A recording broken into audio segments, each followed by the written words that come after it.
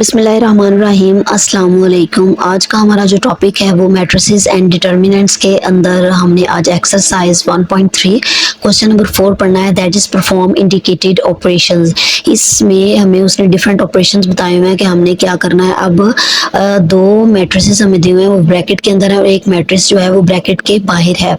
तो हम पहले जो ब्रैकेट के अंदर मैट्रिसेस हैं हम उनको पहले उनको ऐड कर लेंगे।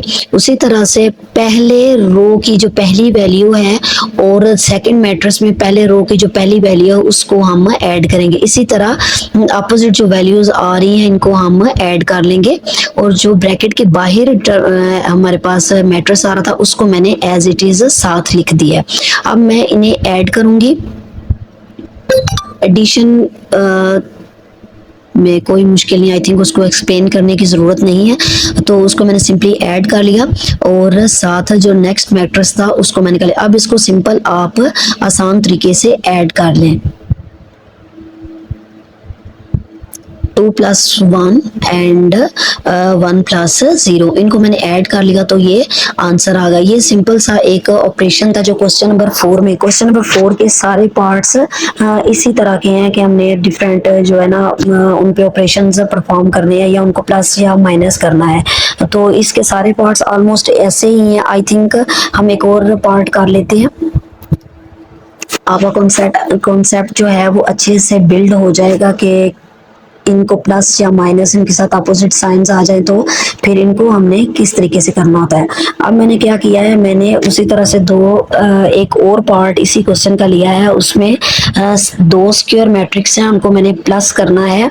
उसी तरह से पहली वैल्यू में पहली को, दूसरी वैल्यू में दूसरी को और तीसरी वैल्यू में तीसरी को। अब जहाँ पे मेरे पास नेगेटिव साइन आ जाएगा मैंने प्लस के साथ उस नेगेटिव साइन को माइनस ब्रैकेट में लिख लेना है ताकि मुझे ये कंफ्यूजन रहे कि इसके साथ कौन सा सिंबल था, ये एकदम से ये सिंबल कैसे चेंज होगा। आगे नेक्स्ट मैं फिर आपको बताऊंगी कि इसके साथ सिंबल कौन सा लगेगा या हम कौन सा सिंबल यूज कर सकते हैं।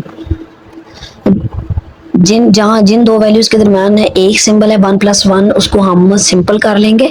लेकिन जहाँ पे दो सिंबल्स हैं जैसे प्लस माइनस माइनस तो इसको मैं एक स्टेप बढ़ा लेती हूँ 3 - 2। अब प्लस माइनस माइनस हो गया था तो 3 - 2 मैंने लिख दिया। उसी तरह से जहाँ पे दो सिंबल्स आ रहे हैं डिफरेंट सिंबल्स वहां पे मैंने माइनस कर दिया और जो सिर्फ एक सिंबल था वहां पे मैं इनको ऐड करती गई। अब अगले स्टेप पे फाइनल एडिशन जो है फाइनल हमारे पास आंसर आ जाएगा।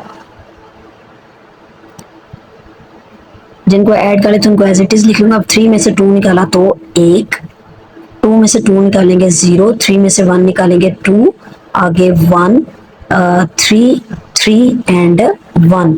ये इसका आंसर आ गया। ये सिंपल, इसमें जो चीज समझने वाली थी वो ये थी कि आपने अगर दो सिंबल्स आ जाएं तो एक सिंबल को ब्रैकेट के अंदर लिख के नेक्स्ट एक स्टेप को बढ़ा लेना है और उस तरह से इसको कर लेना है। बाकी सारा क्वेश्चन इसी तरह से ही है, इसके सारे पार्ट्स इसी तरह से। अब नेक्स्ट क्वेश्चन नंबर 5 है फॉर द मैट्रिसेस। अब इसमें हमें उसने डिफरेंट मैट्रिसेस दिए हुए हैं ए, बी और सी और डी, 4 मैट्रिसेस हैं और वो इस पे बताएगा कि आपने डिफरेंट ऑपरेशंस करके हमें दिखाएं। Verify following rules. अब a + a = c + a। अब क्या है कि मैंने इसको दो वैल्यूज हैं, इनको लेफ्ट हैंड साइड और राइट हैंड साइड करके मैंने प्रूव कर लूंगी कि इन दोनों का आंसर सेम ही आता है। पहले मैं लेफ्ट हैंड साइड कर लेती हूँ, दैट इज a + c। अब a की जगह पे मैं a की वैल्यू को लिख लेती हूँ।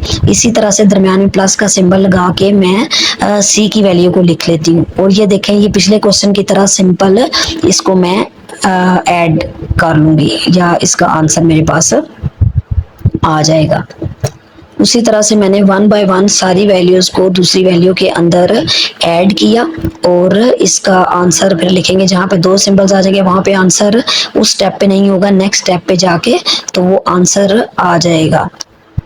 उसी तरह तीसरी वैल्यू के अंदर तीसरी वैल्यू, जो सेकंड रो की पहली वैल्यू, इसी तरह दूसरी वैल्यू और तीसरी वैल्यू के अंदर मैंने अगले मैट्रिक्स ही वही दूसरी तीसरी और इसी तरह से वैल्यूज को ऐड कर लिया है।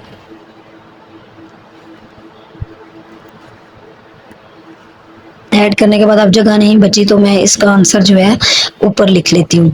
अब आंसर क्या आएगा, 1 - 1 0, 2 + 0 3,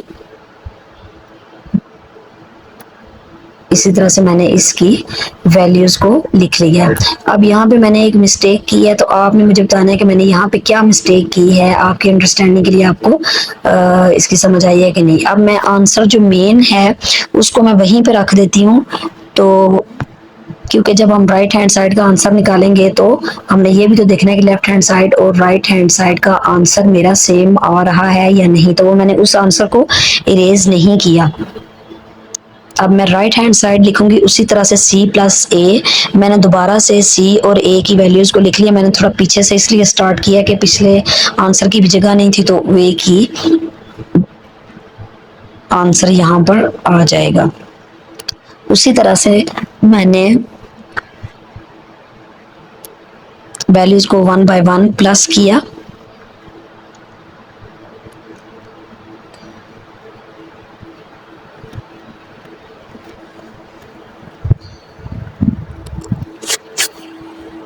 अब आपने देखना है कि लेफ्ट हैंड साइड जो है राइट हैंड साइड के इक्वल प्रूव हो गई है या नहीं। मेरे ख्याल से तो हो गई है, आपके ख्याल से अगर नहीं हुई तो आपने मुझे लाजमी कमेंट करके बताना है कि यहाँ पे क्या मिस्टेक थी, कौन सा डिजिट है जो ऊपर वाले आंसर के साथ मैच नहीं कर रहा, या उसमें क्या इशू आ रहा है, तो वो क्या बना है। आप मुझे उसका स्क्रीनशॉट लेके भी कमेंट में भेज सकते हैं कि यहाँ पे मैंने ये मिस्टेक किया या मेरे साथ ये मसला पेश आ गया। अब मेरे ख्याल से लेफ्ट हैंड साइड जो है वो राइट हैंड साइड के इक्वल आ गई है, तो मैं इसके एंड पे लिख दूंगी left hand side is equal to right hand side. ये प्रूव हो गया है, और इस क्वेश्चन के बाकी सारे पार्ट्स भी तकरीबन इसी तरह की हैं, इसमें कोई मुश्किल चीज़ नहीं है। आई होप आपको आज की वीडियो अच्छी लगी हो। वीडियो को लाइक और चैनल को सब्सक्राइब कर दें, फ्रेंड्स और फैमिली के साथ शेयर कर दें। थैंक यू, अल्लाह हाफिज़।